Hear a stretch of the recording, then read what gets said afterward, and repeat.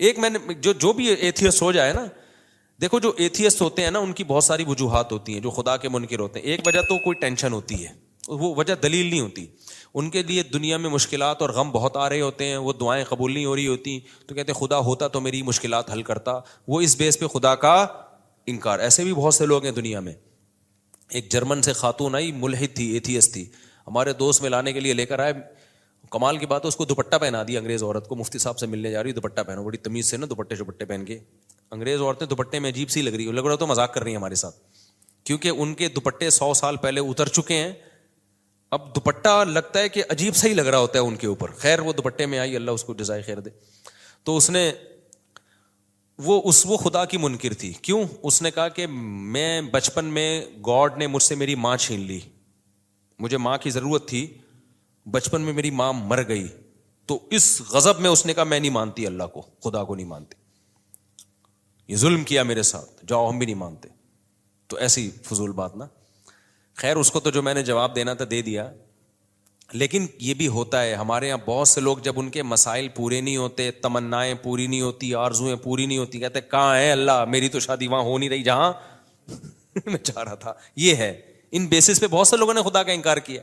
میری تو تنخواہ اتنی ہے ہی نہیں، وہ محنت کر نہیں رہا، پیسے کما رہا ہے، ہم تو 5 ٹائم نماز پڑھ رہے ہیں، دعائیں مانگ رہے ہیں، تبلیغ میں سہ روزہ لگا کے دے، اب کوئی اللہ ملہ معاذ اللہ نہیں ہے. یہ ہوتے ہیں پرلے درجے کے بے وقوف. یہ اللہ کے وجود کو ایسے ماننا چاہتے ہیں کہ اللہ ہو لیکن ہم خدا کے خدا ہوں، وہ ہمارا بندہ ہو. ان کو وہ والا خدا چاہیے جس کے یہ خدا ہوں. جیسے میں نے بھی مثال دی تھی نا بیان میں کہ آپ نے بچہ پیدا کیا، اب گھر میں چل کس کی رہی ہے؟ بچے کی چل رہی ہے. آپ کا کچھ چلتا ہی نہیں گھر میں، تو آپ کیا کہتے ہو؟ یار میں نے غلطی سے کیا پیدا کر دیا؟ باپ پیدا کر دیا ہے. ٹھیک ہے نا، غلطی سے میں نے کیا پیدا کر دیا ہے. جیسے انگریزوں کے ہاں بچے پیدا ہونے بند ہو گئے ہیں، ان کے ہاں باپ پیدا ہوتے ہیں، کہ بچوں کو آنکھیں دکھائیں پولیس آ جائے گی. بچہ باپ کو آنکھیں دکھائیں اتنی جلدی پولیس نہیں آتی. باپ بچے کو آنکھیں دکھا دے فوراً پولیس آئے. وہ بچے پھر بتاتے بھی ہیں، اب دوبارہ آنکھیں دکھائیں، فون دے گا فون. ایسے ایک آدمی نے مجھے خود بتایا، کہہ رہے میں پاکستان سے اپنی فیملی کو امریکہ لے کے گیا تو مجھے غصہ آیا بچے پہ، کسی بات پہ میں نے تھپڑ لگا دیا اس کے، بہت بدتمیزی کر رہا تھا. تو اس نے یہ واقعہ سنایا نا، کہتے ہیں کہ میں نے اس کو تھپڑ جیسی لگایا، مجھے پتہ ہی نہیں، میں تو آرام سے انجوائے کر رہا ہوں، پولیس آئی اٹھا کے لے گئی مجھے. یار بچہ باپ کو یار تھانے بھجوا دے. میں تو کہتا ہوں یار آدمی کی کیا گزرتی ہوگی. خیر کہتے ہیں میں تھانے سے ہو کے آیا تو مجھے بڑا غصہ آیا، میں نے کہا میں تو اور لگاؤں گا ایک تھپڑ، مجھے کیوں بھجوایا. چاہے جب میں گھر آیا نا تو بچے کو جیسی آنکھیں دکھائی، بچہ کیا کہتا ہے؟ فون کی طرف. اس زمانے میں موبائل فون نہیں تھے، یہ والے فون کا جو ہے وہ نہیں، وہ گھمانے والا بھی نہیں، وہ تو زیادہ پرانا ہو گیا، لیکن یہ والے فون تھے جو PTCL والے نہیں ہوتے. تو کہہ رہے ہیں فون کی اشارہ کر کے کہتا ہے، دیکھ رہا ہے وہ، کہہ رہے میں نے کہا بھائی یہ میں نے غلطی سے کیا پیدا کر دیا. تو وہ میرے سامنے ہوتا ہے، پرانا واقعہ ہماری حضرت کو سنا رہا تھا، وہ میرے سامنے ہوتا، میں کہتا بھائی آپ نے غلطی سے نہیں کیا، ان ملکوں میں جان بوجھ کر باپ پیدا ہو رہے ہیں، غلطی سے نہیں ہو رہے. لا ایسا ہے کہ اب اولادیں پیدا ہو ہی نہیں سکتی ہیں، قانون ایسا بن گیا ہے. اب یہاں جو بھی پیدا ہوگا، وہ جو حدیث میں آتا ہے نا انتلد الامۃ ربتہا، حدیث میں آتا ہے قیامت کی علامات میں سے کہ باندی اپنے مولا کو، آقا کو جنے گی. تو مطلب یہ باپ کس کو جنے گا؟ اپنے باپ کو جنے گا، بیٹے کو تھوڑی جنے گا. میں نے کہا یہ تو حدیث ہے، تو قرب قیامت کی علامت ہے. تو ابا جنے. میرے پاس ہوتا تو میں سمجھاتا. کہتے پھر میں نے سوچا کہ یار یہ تو بڑا مسئلہ ہو گیا نا، یہ تو بڑا مسئلہ ہو گیا، اب یہ تو میرے ہی باپ بن کے زندگی گزاریں گے. تو کہتے ہیں میں نے پھر بہانے سے یہ کیا، میں نے کہا کہ تمہیں پاکستان لے کے جا رہا ہوں، تو وہاں پھر ایسا بھی نہیں ہو سکتا کہ پاکستان لے آؤ آپ، بچہ کمپلین کر دے گا غریب ملک میں لے کے جا رہا ہے مجھے، ٹھیک ہے نا. آپ نہیں لے جا سکتے اپنے بچے کو اپنی مرضی سے، امریکن نیشنل ہے وہ، تو گورنمنٹ پکڑ لے گی، بولے کہ یہاں پیدا ہوا تو لے کے کیسے جا رہے ہیں وہاں پہ. تو کہہ رہے میں نے پھر بچوں کو یہ کہا کہ ہم ذرا چلتے ہیں گھومنے، قائد اعظم کا مزار دیکھیں گے اور یہ وغیرہ وغیرہ جو چیزیں ہوتی ہیں ہم یہ آپ کو دکھائیں گے. بچوں نے کہا ٹھیک ہے جی انجوائے کریں گے. کہہ رہے جب میں ایئرپورٹ پہ لے کر آیا، گھر میں لے کر گیا میں، اس کے بعد میں نے کہا بلا پولیس کو. آگے میں یوٹیوب کی پالیسی کے خلاف ہے،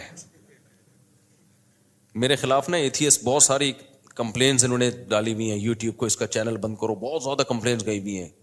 تو آگے اس نے وہ کچھ کیا جو یوٹیوب کی پالیسی کے خلاف. بچے کہہ رہے ہمارا قصور کیا؟ کہہ رہے انجوائے کر رہا ہوں میں، انجوائے. ٹھیک ہے ویسے ہی یار، بس بہت دن ہو گئے تھے. समझते हो? तो अंतलिद लमतु रब्बतहा, बांदी किसको जनेगी? अपने आका को। वो जनना शुरू, बच्चे बापों ने अपने बापों को पैदा करना शुरू कर दिया। तो मैं ये मिसाल किस पे दे रहा था? फिर दाएं बाएं बयान चला जाता है यार, कहाँ लेके चलते हैं बयान। ये मिसाल किस पे आई है? वो बता रहा। हाँ, वो बहुत बेहतरीन मिसाल में दे रहा, शुक्र है आपने याद दिला दी, जज़ाकल्लाह। तो मैं मिसाल ये दे रहा था कि जो लोग ये कहते हैं ना, हम टेंशन में हमारे अल्लाह ने ये भी नहीं किया, ये भी नहीं किया, तो अल्लाह कहते हैं ऐसे अल्लाह को मानने का फायदा, वो अल्लाह का इनकार कर देते हैं इस बेस पे, यार अल्लाह हमारे काम तो बना नहीं रहा, जहां मैं शादी करना चाह रहा हूं वहां शादी नहीं हो रही, और जहां मैं पैसे इतने कमाना चाह रहा हूं जॉब नहीं मिल रही, गुर्बत महंगाई में खर्चे पूरे नहीं हो रहे, तो दुआएं मांग के देख ली, दुआएं पूरी नहीं हो रही, तो मैं नहीं मानता है माज अल्लाह ऐसे अल्लाह को। इस तरह के बहुत लोग हैं। भाई बात यह है कि जब आप अल्लाह को मान रहे हो ना, तो अल्लाह का मतलब पता है क्या है? कि चलेगी उसकी, चलेगी आपकी नहीं। अल्लाह कहता है ऐसे वाले अल्लाह को मानो, ऐसे वाले अल्लाह। जब अल्लाह की चलेगी तो अल्लाह चाहेगा तो आपकी मर्जी की हो जाएगी शादी, नहीं चाहेगा तो नहीं होगी। अल्लाह चाहेगा तो आपको आपकी मर्जी की जॉब मिल जाएगी, नहीं चाहेगा तो नहीं मिलेगी। तो अल्लाह को मानने का मतलब अल्लाह वो है, हम अल्लाह थोड़ी हैं। तो चाहते अल्लाह की पूरी होंगी, हमारी थोड़ी पूरी होंगी, हमारी उतनी पूरी होंगी जितनी अल्लाह चाहेगा। तो अगर आपने ऐसे अल्लाह मानना है कि आप सब कुछ आपका चले, तो फिर अल्लाह कहते फिर मैं किस बात का अल्लाह हो गया भाई? अल्लाह तो फिर तू है। यहां एक इश्काल होता है कि जब अल्लाह ने अपनी ही चलानी है तो हमसे दुआओं का क्यों कहता है? एक सवाल होगा। जब अल्लाह ने मेरी वहीं करवानी थी जहां अब्बा चाह रहे थे, मेरी वाली तो अल्लाह ने दिलानी नहीं थी मुझे, तो फिर अल्लाह ने मुझे यूं क्यों कहा कि रातों को उठ के तहज्जुद में दुआएं मांगा करो? ये क्यों कहा अल्लाह ने?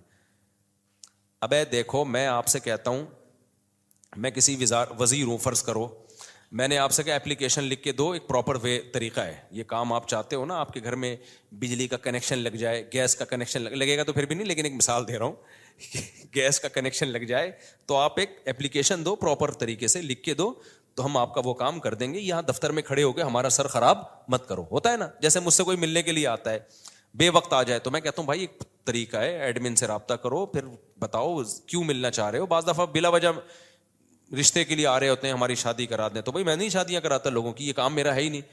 तो कोई वजह बताओगे, वो वजह माकूल वजह होगी, फिर हम टाइम दे देंगे, उस टाइम पे आ जाना। मैं तो फिर फारिग करके बैठता हूं अपने आप को उस टाइम पे। तो लेकिन आप उस टाइम पे भी आ गए, फिर भी मैं नहीं मिल रहा, तो आपको गुस्सा आएगा ना। फिर हमें ये लंबा चौड़ा प्रोसेस, बोलो बताया क्यों था भाई? पहले उस्मान से राब्ता करो, फिर कोई मुफ्ती साहब की डायरी में देखेंगे स्लॉट खाली है तो इसको दे दो, ये सारा करके भी आए तो जब मुफ्ती साहब है ही नहीं। आज मैंने जोहर में किसी को निकाह का टाइम दिया था, जोहर में मैं जामे तुरशीद में, मुझे जरूरी काम था और मुझे काम की वजह से मैं नहीं आ सकता था, लेकिन चूंकि मैंने टाइम दिया था, सिर्फ एक 5 मिनट का उसका निकाह पढ़ाने के लिए मैं इतना लंबा सफर करके आया और निकाह पढ़ा के वापस गया। मेरा 1 घंटा लगा। लेकिन क्यों? अगर मैं नहीं आता तो बुराई होती ना। ये अगला कहता है यार मुफ्ती साहब ने टाइम दिया और भाग गए। हालांकि मुझे बहुत मुश्किल हुई थी वो निकाह पढ़ाने, लेकिन मैंने कहा यार या तो टाइम नहीं देते, दिया है तो अब उसको पूरा करना है, या तो 1 हफ्ता पहले मुझे पता चल जाता ना मेरी तो मैं 1 हफ्ता पहले वो कैंसिल कर देता। लेकिन ऐन वक्त पे कैंसिल करना गैर अखलाकी हरकत है, इल्ला ये कि कोई बहुत ही इमरजेंसी हो जाए। तो ऐसी इतनी बहुत इमरजेंसी नहीं थी। कितना टाइम मैंने 5 मिनट के काम के लिए अपना बर्बाद किया, 1 घंटा बर्बाद। इस सेंस में नहीं कि वो वाकई बर्बाद, लेकिन जाहिरी लिहाज से तो बर्बाद ही हुआ ना। लेकिन बात यह है कि जब एक आम आदमी इसका ख्याल कर रहा है कि जब किसी को टाइम दिया हो तो भाई पूरा करना है, इल्ला ये कि इमरजेंसी हो जाए, एक प्रोसेस रखा है, जब आप उस प्रोसेस को पूरा करोगे तो फिर तो टाइम देना है। तो अल्लाह मियाँ ने भी जब ये कह दिया कि भाई ऐसे ही नहीं, बल्कि बाकायदा दुआ मांगो, 2 रकत पढ़ो, हाथ उठाओ, गिड़गिड़ाओ, मुझसे मांगो, मैं देता हूं। हमने सारा प्रोसेस पूरा कर लिया, फिर भी अल्लाह दे नहीं रहा। उसकी कहीं और हो गई, उसके बच्चे हमको मामू कह रहे हैं। फिर आदमी को गुस्सा आता है यार। ये एथियस्ट लोग बहुत से यही कहते हैं कि फिर बोला क्यों था दुआएं मांगो? जब गवर्नमेंट हमें कहती है एप्लीकेशन लिख के दो और जब तुम्हारा नंबर आएगा तो इस एप्लीकेशन पे गौर होगा तो हम ये तुम्हारा नलका लगवा देंगे। जब गवर्नमेंट नलका नहीं लगाती, हम गवर्नमेंट पे लानतें भेज रहे होते हैं यार, हमारे गटर के ढक्कन की 50 दरख्वास्तें हमने जमा करा दी हैं, गटर का ढक्कन नहीं लग रहा, करप्ट हुकूमत है, ये है वो है। تو یہی ہوتا ہے، پھر ہم حکومت کا انکار کر دیتے ہیں، بغاوت پہ آتے ہیں. تو ہم اللہ میاں بھی ہمیں کہا کہ ادعونی استجب لکم، دعائیں مانگو میں تمہاری دعاؤں کو سنوں گا، تمہاری پکار کا جواب دوں گا. سب جوتے کا تسمہ بھی مانگنا ہو وہ بھی ٹوٹ جائے تو مجھ سے مانگو. تو اللہ یہ تو جوتے کے تسمے مجھ سے مانگو، اور ہم جناب تجھ سے ضروری چیزیں مانگ رہے ہیں. روٹی تو ضروری ہے، روزگار ضروری ہے، اور غریبوں کو کتنی گالیاں آج کل فیس بک پہ پڑ رہی ہیں.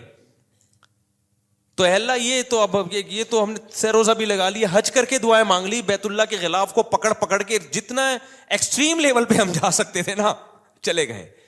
عمرے پہ گئے، وہاں ہم نے بیت اللہ کے غلاف کو پکڑ پکڑ کے دعائیں مانگی، مگر پھر بھی ہمیں ماموں کے علاوہ کوئی لفظ نہیں ملا.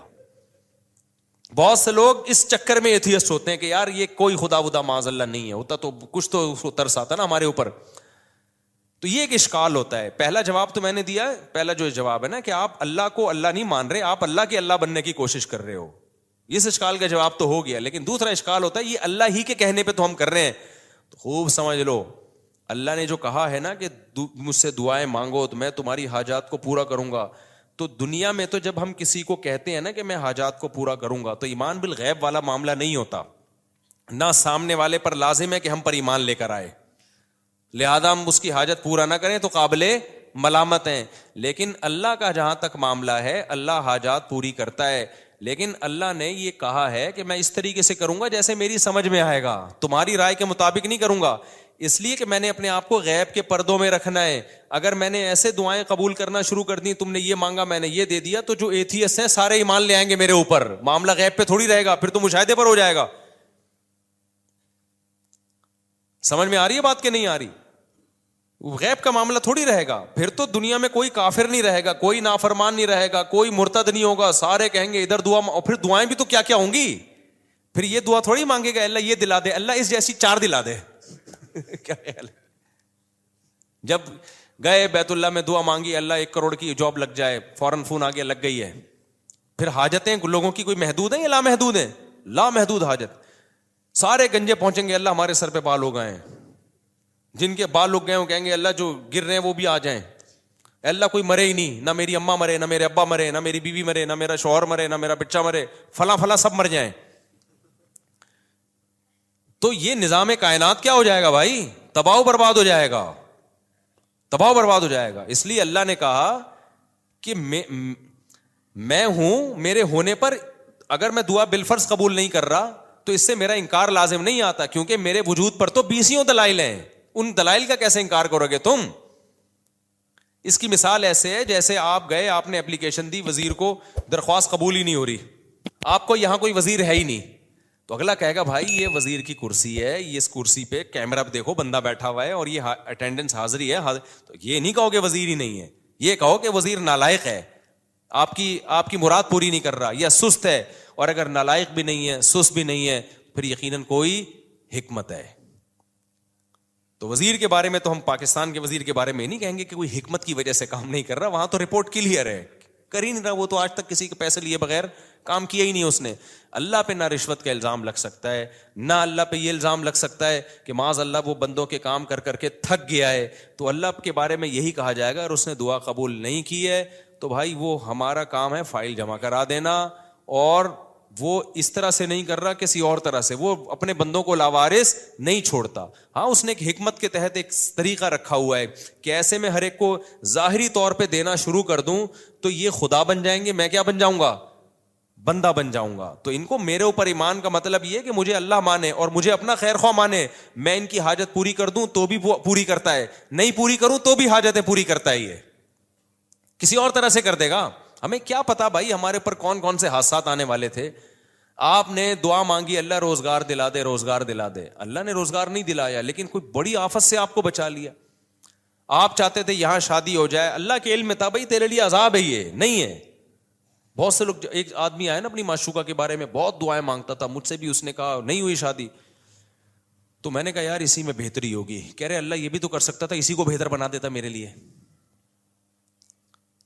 یعنی اللہ کو یہ سمجھایا جا رہا ہے، مسلمان تو یہ سوچ کے صبر کرتا ہے یار مجھے لگ رہا تھا یہ میرے لیے بہتر ہے، لیکن جب اللہ نے نہیں ہونے دی تو اس کا مطلب یہ میرے لیے بہتر نہیں تھی، کیونکہ اللہ میرا خیر خواہ ہے، اللہ میرا دشمن نہیں ہے.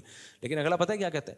یار اللہ کو یہ بھی تو طاقت ہے نا کہ اسی کو میرے حق میں بہتر بنا کے یہی دلا بھی دیتا اور اسی کو ٹھیک بھی کر دیتا.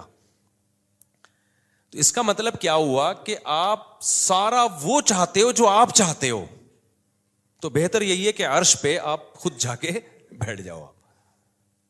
ہم نے اپنے آپ کو اللہ کا تابع بنانا ہے. تو پیغمبروں کی سیرت سے ہمیں پتہ چلتا ہے دو قسم کے لوگ ہیں، ایک نافرمان اور ایک فرما بردار. نافرمان لوگوں کو جب پریشانی آتی ہیں اللہ کو برا بھلا کہتے ہیں، تبھی تو قرآن نے مثالیں دی ہیں.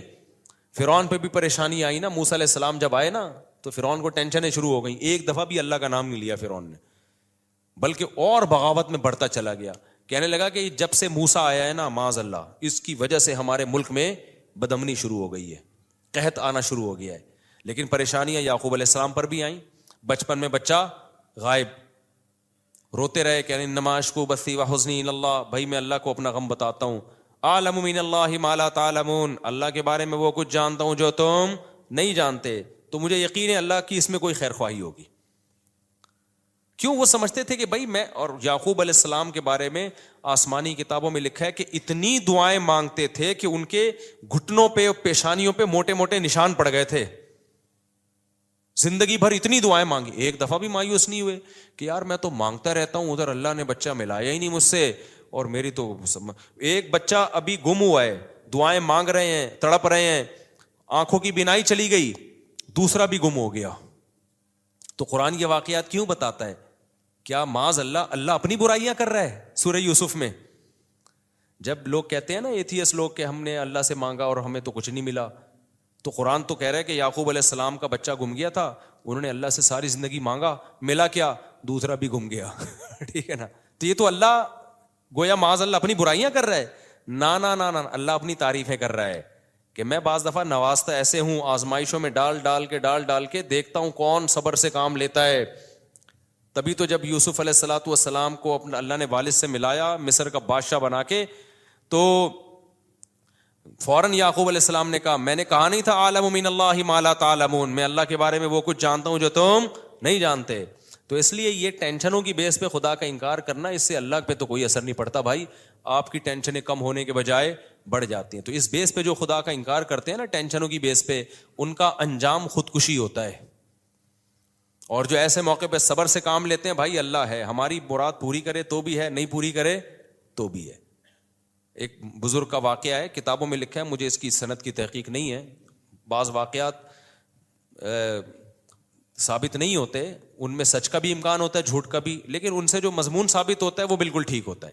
تو کہتے ہیں ایک بزرگ حج پہ جاتے تھے، حج کرتے آواز آتی کہ بھائی حج قبول نہیں ہوا، اگلے سال پھر حج پہ چلے جاتے، پھر آواز آتی حج قبول نہیں ہوا. تو کئی سال ایسے ہی ہوتا رہا، قبول نہیں ہوا.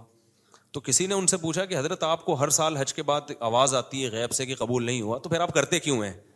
کہتے ہیں بھائی میرے بس میں تو یہی ہے. ٹھیک ہے نا، میرے بس میں کیا ہے؟ اب میں تکبر میں آ جاؤں، بولوں قبول اللہ جا، تو نہیں کر رہا تو جاؤ، ہم بھی نہیں کر رہے. دنیا میں انسانوں کے ساتھ تو ایسا ہو سکتا ہے بھائی، میں 3 دفعہ آپ کسی بندے کو منائیں گے، میرا عذر قبول کر لے، پھر بھی نہیں کرے گا، بولے گا بھاڑ میں جا یار، تجھے منانے کے علاوہ بھی تو اور بہت سارے غم ہے نا. انسانوں کے ساتھ ایسا کیا جا سکتا ہے، اللہ کے ساتھ ایسا نہیں. اللہ کو جھکنے والے لوگ پسند ہیں بھائی. غم میں دیا تو غم میں تسلی رکھو، خوشیاں دی تو خوشی میں اتراؤ نہیں، کس کا شکر ادا کرو؟ میرا شکر ادا کرو. تو اللہ کو ایسے لوگ پسند ہے. قرآن میں اللہ ایسے ہی لوگوں کی تعریفیں کرتا ہے. 2 طرح کے لوگ بتاتا ہے، غم میں پاگل ہو گئے اور غم میں صبر کیا، انہوں نے شکر کیا تو اللہ نے ان کے غموں کو بھی دور کر دیتا ہے اللہ تعالیٰ، ورنہ اسی غم میں صبر کی توفیق دے دیتا ہے. تو وہ بزرگ ہر دفعہ حج کر رہے ہیں، آواز آ رہی ہے قبول نہیں. لوگوں نے کہا پھر کیا فائدہ؟ انہوں نے کہا بھائی ہم تو اس کے علاوہ ہم تو بندے ہیں یار، ہم تو کرتے رہیں گے. تو جب انہوں نے یہ الفاظ کہے نا تو کہتے ہیں غیب سے آواز آئی کہ یہ والا بھی قبول ہے اور اس سے پہلے جتنے کیے وہ بھی قبول ہے. تو اللہ یہ لفظ سننا چاہ رہے تھے. تبھی جن لوگوں کا نماز میں دل نہیں لگتا نا، کہتے ہیں نماز میں ایکچولی مزہ ہی نہیں آ رہا، پنکھے گن رہے ہوتے ہیں، ٹینشن اتنی، ایسی نماز کا کیا کرنا. وہ بھائی دفع کرو یار. اللہ نے کہا وضو کر کے میرے سامنے کھڑا ہو گیا نماز پڑھ لو بس، ٹھیک ہے نا. ہم اس سے زیادہ کچھ کر نہیں سکتے، تو ہم تو جھکے رہیں گے اللہ کے سامنے، اور کوئی ہمارے پاس آپشن ہی نہیں ہے. تو کبھی اللہ حاجت پوری کر دے گا. خدا کی قسم جس کو دعا کا فلسفہ سمجھ میں آ جائے نا تو وہ ایتھیسٹ جو دعا قبول نہ ہونے سے خدا کا انکار کر رہا ہے، اگر اسے دعا کا فلسفہ سمجھ میں آ جائے تو دعا سے زیادہ لذیذ عبادت پھر کوئی نہیں ہے، کیونکہ اس میں پتہ ہے کہ یار اللہ کو مانگنے والے کو دیتا ہے، اللہ دے گا کیسے، یہ اس کی مرضی، تو وہ مانگتا ہی رہتا ہے. وہ کہتا ہے بھائی قبول نہیں ہو رہی تو اور زیادہ مزہ آتا ہے مانگنے میں، قبول ہونا شروع ہو جائیں تو پھر تو آدمی کہتا ہے کہ یار یہ کیا ہے، یہ تو غیب پر ایمان تھوڑی رہا، نہیں ہو رہی پھر جو مانگتا ہے تو اس سے اللہ کو محبت ہوتی ہے. اس لیے حضرت عمر کا قول یاد رکھو. حضرت عمر فرماتے ہیں میں جب دعائیں مانگتا ہوں تو مجھے اس کی فکر نہیں ہوتی قبول ہو رہی ہے کہ نہیں ہو رہی، مجھے اس کی زیادہ فکر ہوتی ہے دعائیں مانگنے کی توفیق مل رہی ہے کہ نہیں مل رہی ہے. کیونکہ اللہ کے سے مانگ رہے ہو نا، اگر اس کا مطلب اللہ کے وجود پر بھی ایمان ہے، اس پر بھی ایمان ہے کہ حاجتیں وہی پوری کرتا ہے، اس پر بھی ایمان ہے کہ اس کے بغیر کچھ ہو نہیں سکتا، تو یہ بڑی کوالٹی ہے بھائی. باقی کچھ ملے نہ ملے اس کا مطلب آپ کامیاب ہو، چاہے ناکامی کے نقشے نظر آ رہے ہو. کیونکہ انجام تو اصل تو اینڈ کا اعتبار ہے کہ انجام کیسا ہوتا ہے آپ کا. آپ ساری زندگی خوشیوں میں رہے اور آخر میں پھانسی کے پھندے پہ لٹکنا ہے، کیا فائدہ ایسی خوشیوں کا. ساری زندگی جیل میں آخر میں رہائی ہے، تو اینڈ کے لحاظ سے آپ کیا ہیں، کامیاب ہے. تو بے شک یعقوب علیہ السلام کی ساری زندگی غموں میں گزری، اینڈ کیا ہوا، انجام اچھا ہوا. اور ساری زندگی خوشیوں میں گزرے، انجام پھانسی کے پھندے پہ لٹک کے خودکشی کر کے مر گئے، تو کیا فائدہ بھائی ایسے. تو یہ جتنے فنکار اداکار جو خدا کے منکر ہوتے ہیں اور جتنے لبرل سیکولر لوگ خدا کے منکر ہوتے ہیں، ان کا انجام دیکھا کرو، ان کی حال نہ دیکھا کرو. اور جتنے علماء صلحاء ہیں ان کا انجام دیکھا کرو، ان کا ماضی نہ دیکھو، ماضی بڑا ٹف گزرا ہوتا ہے. تو ایک تو ایتھیزم اس طرح سے ہوتا ہے نا، اور دوسرے ہوتے ہیں جن کو دلائل کچھ کھوپڑی ان کی صحیح کام نہیں کر رہی ہوتی. وہ کہتے ہیں یار ہر چیز اب ایک لاجک سے ہو رہی ہے. ان لوگوں کے لیے مختصر دلیل دے رہا ہوں، بس پھر بیان ختم کرتا ہوں. کہتے ہیں یار جب دنیا میں ہر کام لاجک سے ہو رہا ہے تو خدا کہاں ہے پھر؟ اب تو سائنس نے ہر چیز کی لاجک پیش کر دی نا. کیا خیال ہے بھائی، یہ زمین میں پہلے لوگ کہتے تھے یار گٹلی زمین میں جاتی ہے یوں ہوتا ہے، فرشتے آ کے کچھ یوں یوں یوں کر رہے ہوں گے، کچھ دیو ہے، کچھ بھگوان ٹائپ کی چیزیں. اب تو سائنس نے بتا دیا بھائی یہ پروسیس ہوتا ہے، صحیح ہے نا. وہ زائگوٹ بنتا ہے، پھر یوں ایک تنا بنتا ہے، پھر یہ پھول ہوتے ہیں ایکچولی، پھر تتلیاں بیٹھتی ہیں نرماد، ایکچولی یہ ہو رہا ہے. بھگوان کہاں ہے اس میں بھائی، کوئی دیو کچھ بھی نہیں ہے. تو لاجک سے ہر چیز ہو رہی ہے. اس کی دلیل سمجھو 2 اور 2 4 کی طرح. سمجھ میں آ رہی ہے بات؟ اور آسان کر دیتا ہوں. ہمارے ایک دوست یونیورسٹی میں پڑھتے تھے، ان کے پروفیسر تھے ملحد، ایتھیسٹ تھے. تو مجھے آ کے انہوں نے بتایا کہ میرے پروفیسر صاحب کہہ رہے ہیں یار خدا کہاں ہے، یہ مولویوں نے پتہ نہیں کیا خدا بنایا ہوا ہے. ہم تو گاڑی کے ایکسیلریٹر پہ جب پاؤں رکھتے ہیں تو گاڑی چلتی ہے، جب بریک لگاتے ہیں تو گاڑی رکتی ہے. تو خدا کہاں ہے؟ خدا کو تو جب مانے پاؤں ایکسیلریٹر پہ رکھا ہوا ہے لیکن گاڑی رک رہی ہے، ٹھیک ہے نا، کوئی غیبی طاقت روک رہی ہے اس کو. پاؤں بریک پہ رکھا ہے ہم نے لیکن خدا گاڑی کو کیا کر رہا ہے، چلا رہا ہے. تو یا تو ہر کام لاجک سے ہو رہا ہے، تو لاجک ہی سب کچھ ہے، سائنس ہی سب کچھ ہے. میں سمجھا پا رہا ہوں اپنی بات؟ یہ وہ اشکال ہے جس کی بیس پہ ہزاروں لوگ مرتد ہو چکے ہیں، اسلام چھوڑ ہزاروں تو نہیں، سینکڑوں تو چھوڑ ہی چکے ہیں. اور جتنے بھی ملحد لوگ ہیں، چاہے عیسائیوں میں، اسلام میں تو بہت کم ارتداد ہے نا، عیسائیت یہودیت میں بہت زیادہ ہے. کہ یار جب ہر کام لاجک سے ہو رہا ہے تو خدا کو ماننے کی ضرورت کیا ہے؟ سمجھ میں آ رہی ہے کہ نہیں آ رہی ہے؟ خدا کو ماننے کی یہ کائنات جو سائنسی اصولوں میں جکڑی ہوئی ہے، تو اس کا جواب خوب سمجھو. میں نے ان کو فوراً جواب، وہ بڑے پریشان تھے نا اس سوال سے. ہمارے پروفیسر صاحب نے کہا یار ایکسیلریٹر پہ پاؤں رکھو تو چلتی ہے کیونکہ چلانا ہے اس کا کام، روکو تو کیا ہوتی ہے. خدا کو جب مانیں گے جب الٹا پلٹا ہو رہا ہو، ٹھیک ہے نا، ہونا کچھ چاہیے ہو کچھ اور رہا ہو. میں نے اس سے کہا اس پروفیسر صاحب سے بولو سر کائنڈلی آپ سے مجھے ایک کام ہے. میں نے کہا کلاس میں نہیں بلکہ اس کو چھاؤں میں لے کے جاؤ. میں ایسے ہی بات کرتا ہوں، سر کائنڈلی آپ ذرا چھاؤں میں آ جائیں.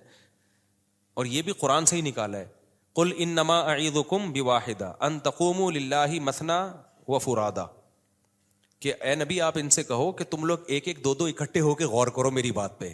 بعض دفعہ مجمع میں غور کرنا بڑا مشکل ہوتا ہے، تو ایسا کرو ذرا چھاؤں میں آ جائیں. سر کائنڈلی آپ سے مجھے ایک کوشچن ہے. تو کہنے لگے کیا؟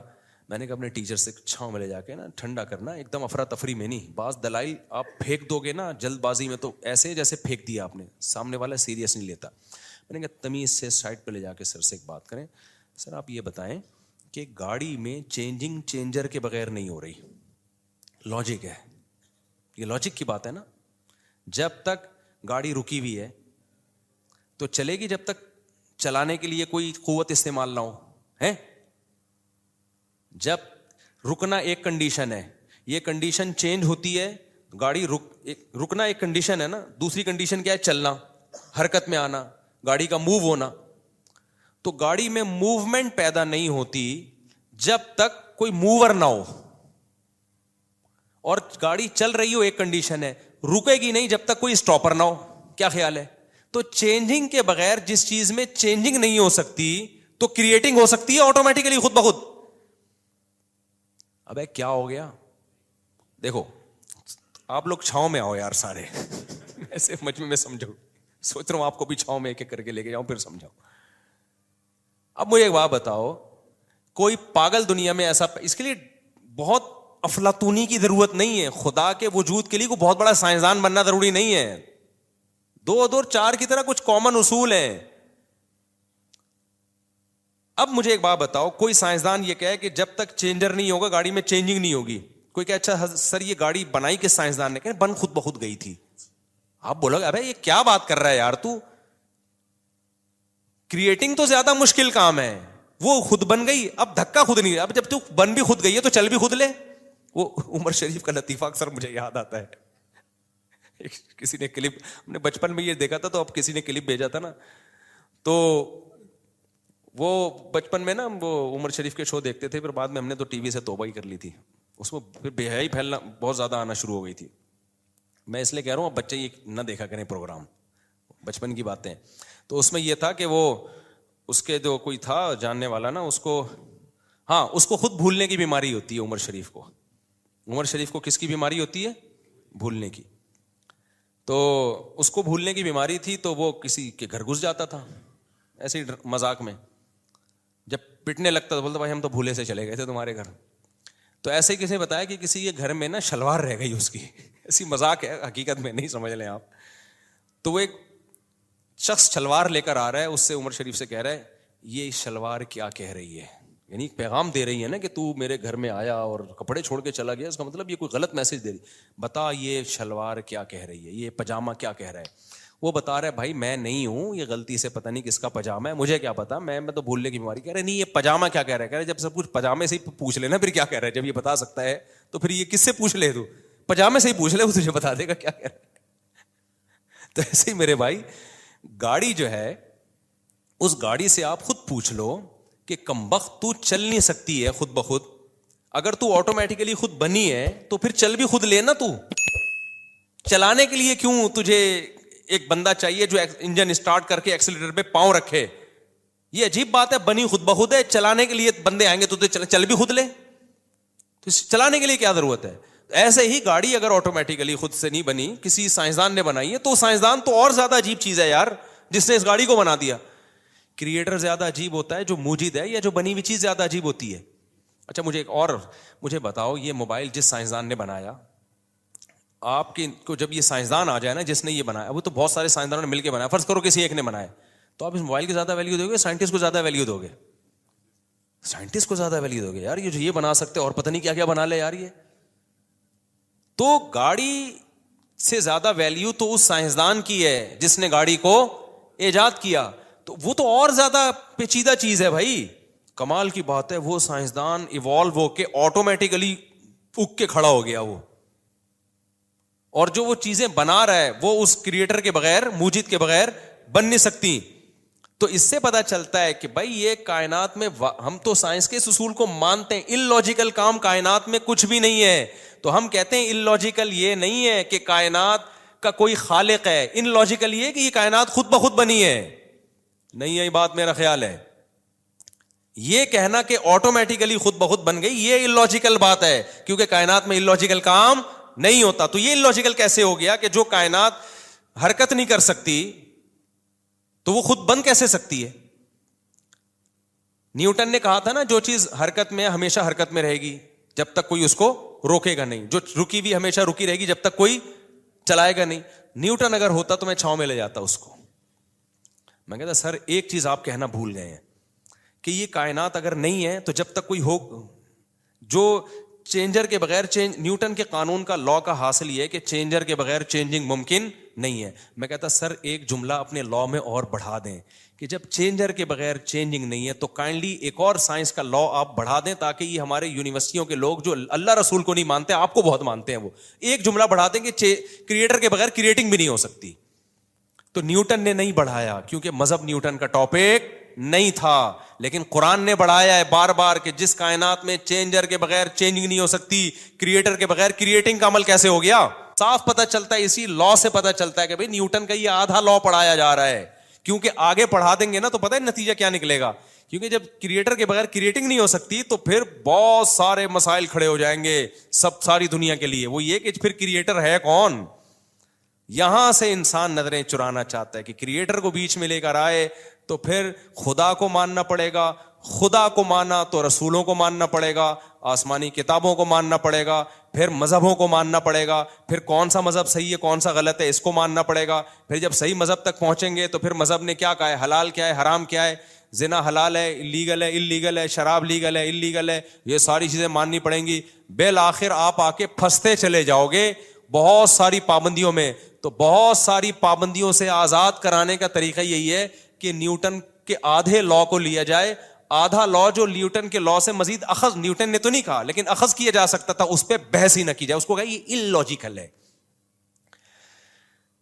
دوبارہ کبھی چھاؤں میں ملیں گے تو انشاءاللہ میں دوبارہ سمجھانے کی کوشش کروں گا, ابھی اتنا ہی کافی ہے. اس لیے اللہ کا وجود دو اور یہ جو بکواس کرتے ہیں نا فضول قسم کی کہ خدا کو پھر کس نے پیدا کیا, او بھائی یہ اللاجیکل اس کائنات کے بارے میں ہے کہ خود بخود بن جائے. خدا کو تو ہم جانتے ہی نہیں ہیں, وہ اس کائنات کا حصہ تھوڑی ہے, وہ تو کائنات سے الگ ہے, اس کو تو ہمیں پتہ ہی نہیں. کمال کی بات ہے اس خدا کو ہمیشہ سے ماننے کے لیے تیار نہیں ہے, کہہ رہے ہیں عقل میں نہیں آ رہا, اور اس کائنات کو ہمیشہ سے ماننے کے لیے تیار ہیں جو عقل میں آ رہی ہے. وہ تو اور زیادہ بے عقلی کی بات ہے کہ یہ کائنات ہمیشہ سے ہو. سمجھتا نہیں ہے نا بات کو, جب نہیں پڑھے گا رات کو تو نہیں سمجھے گا بات کو. تو اس لیے سائنس کے چکر میں نا اپنے جہنم نہ خریدو میرے بھائی. سائنس کو خدا نہ بنا لو, جتنی ہے سائنس اتنی رہنے دو اس کو, ٹھیک ہے نا. کہتے ہیں سائنس میں ہے تو جتنی ہے اتنی رہنے دو. تو یہ نہیں ہو سکتا, امپاسبل ہے یہ خود بخود دھماکے ہوں اور سورج چاند ستارے اور انسان اور یہ وسیم بھائی کلیم بھائی. میں وسیم کی مثال سے دیتا ہوں کہ انسان کا لفظ بھی مبہم ہے. کہتے ہیں انسان بن گیا, اب وسیم کو دیکھو الگ سے لے جا کے, یار یہ کیسے بن گیا یار. پھر آئے گا نہیں بھائی, نہ غفار بن سکتا ہے, نہ سبکتگین بن سکتا ہے, نہ وحیدہ بن سکتی ہے, نہ نسرین بن سکتی ہے خود بخود. یہ نہیں ہو سکتا, اٹ ازنٹ پاسبل. ٹھیک ہے, تو اپنے ایمان کو مت بگاڑو, یہ اہم بات تھی. اور ایک اور بات بیان میں رہ گئی تھی, ہاں تو اس لیے میں کہتا ہوں قرآن نے اس ٹاپک کو بہت زیادہ چھیڑا ہے 3 ہفتے سے مسلسل یہی, اور اس ٹاپک کو کہ تمہیں آخرت میں حساب و کتاب دینا ہے, موت کے بعد زندگی ہے. تو اب میں بہت پریشان ہوتا ہوں کہ یار نظریاتی اصلاح تو میں کرتا رہتا ہوں, عملی اصلاح کی طرف بھی اب آنا چاہیے. بھائی نظریہ تو بن گیا, اللہ بھی ہے تو کیا کریں, تو ہیں تو ویسے کے ویسے ہی. جب اللہ کو مانتے تھے تو بھی ویسے ہی تھے. مسلمان جب اللہ کو نہیں مانتا تو جیسا ہوتا ہے, ماننے کے بعد بھی بولو. صبح بھی پہلے بھی 2 پراٹھے کھا رہا تھا, اللہ کو ماننے کے بعد بھی کیا کرے گا, 2 پراٹھے کھائے گا. پہلے بھی گٹکا کھاتا تھا, اللہ کو ماننے کے بعد بھی کیا کرے گا, گٹکا کھائے گا. جب اللہ پہ ایمان نہیں تھا تو بھی جمعہ پڑھ لیا کرتا تھا, ہو سکتا ہے میں بھی, ہو سکتا ہے اللہ نکل آئے قیامت کے دن تو ہفتے میں 1 دن نماز پڑھ لو. جب اللہ پہ ایمان لے آیا دلائل کی دنیا میں تو بھی کیا کر رہا ہے, جمعہ ہی پڑھ رہا ہے. تو اس لیے اتنا کافی نہیں ہے کہ ہم اپنے نظریات کی اصلاح کریں. انسان کو تربیت کے لیے پریکٹیکلی اصلاح کی ضرورت ہے. ہمارے نبی نے صحابہ سے روزے رکھوائے ہیں, ہمارے نبی نے صحابہ سے خواہشات کی قربانی دلوائی ہے, میدان جنگوں میں لا کے لڑوایا ہے صحابہ کو. تو انسان کی اصلاح صرف بیانات سننے سے نہیں ہوتی میرے بھائی, یہ بھی ایک بہت بڑا حصہ ہے, پریکٹیکلی کچھ کرنا پڑتا ہے. تو اب آپ نا پریکٹیکلی کچھ کرنا شروع کر دیں.